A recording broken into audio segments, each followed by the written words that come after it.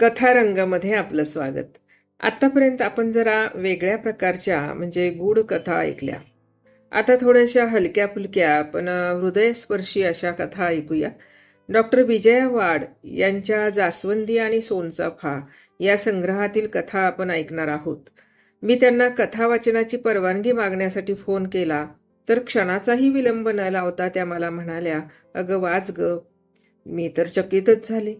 इतक्या लवकर परवानगी मिळेल असं मला वाटलं नव्हतं.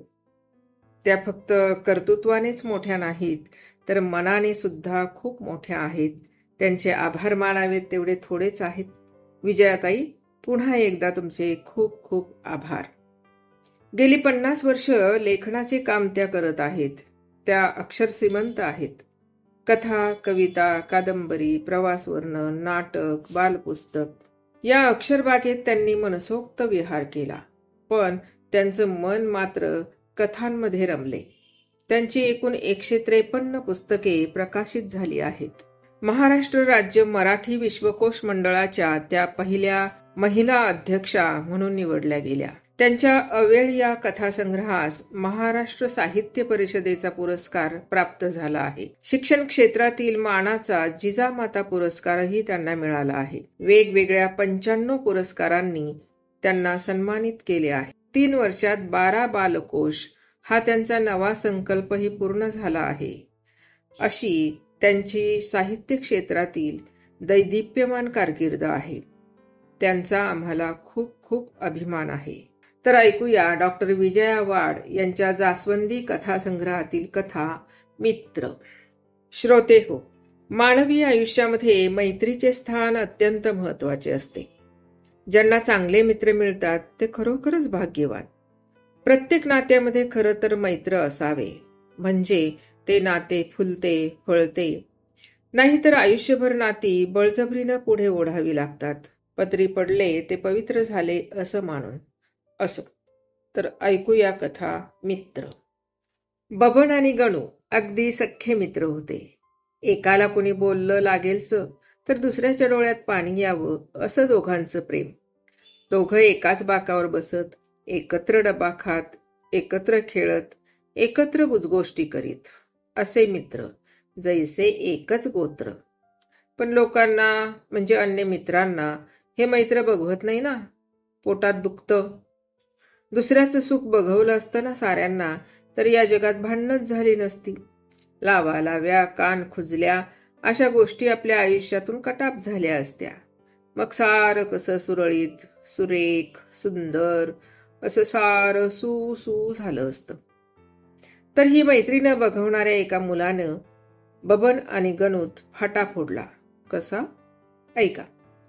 बबन, एकसारखा गणू गणू करीत असतोस ना. भोळा रे भोळा. क्यों रे, तू जलता है?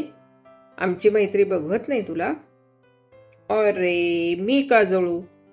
तुझ्याबद्दल बोलताना तो म्हणतो.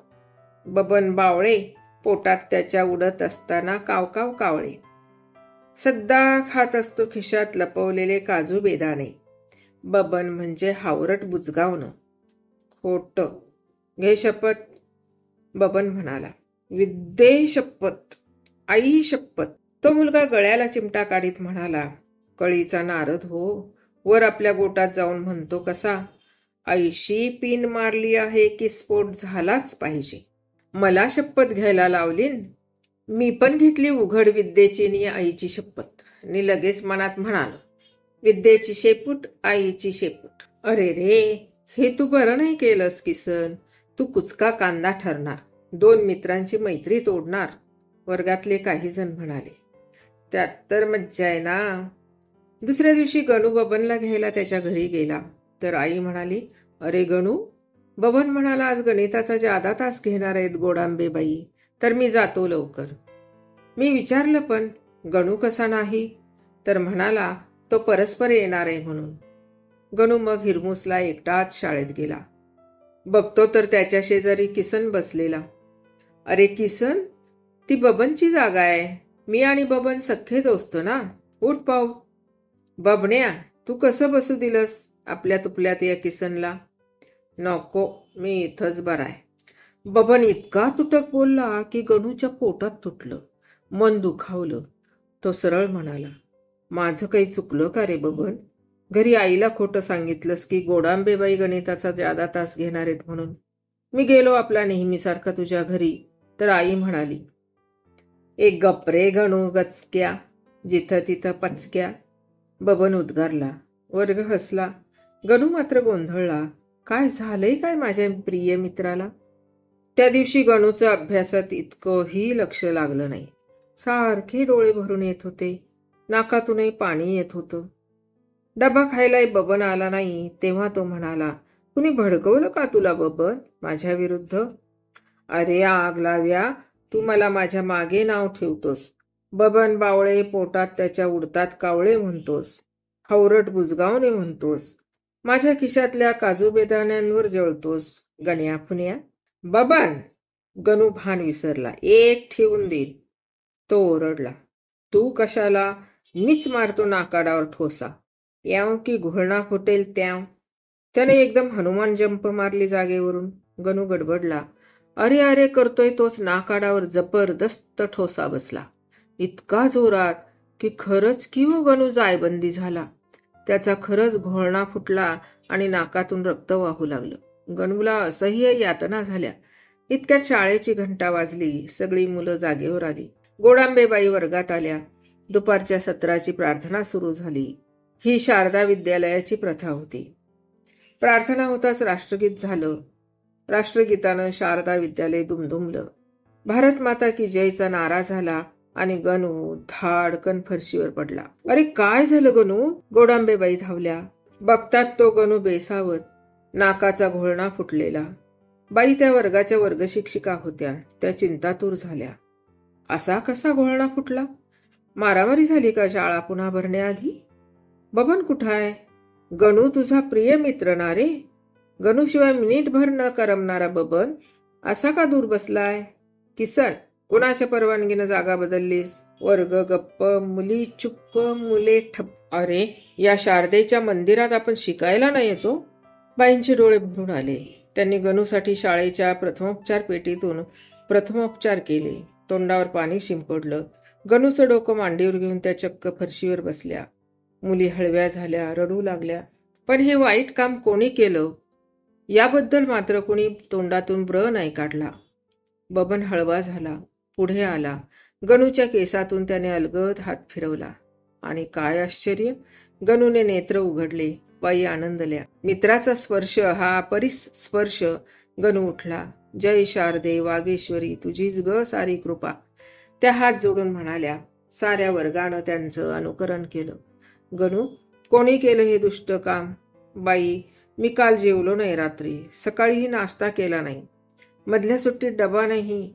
त्यानं बाकड्यावर आदळलो आणि नाक जायबंदी झाली. अरे पण का उपाशी राहिलास बाळ? आईवर रागावून.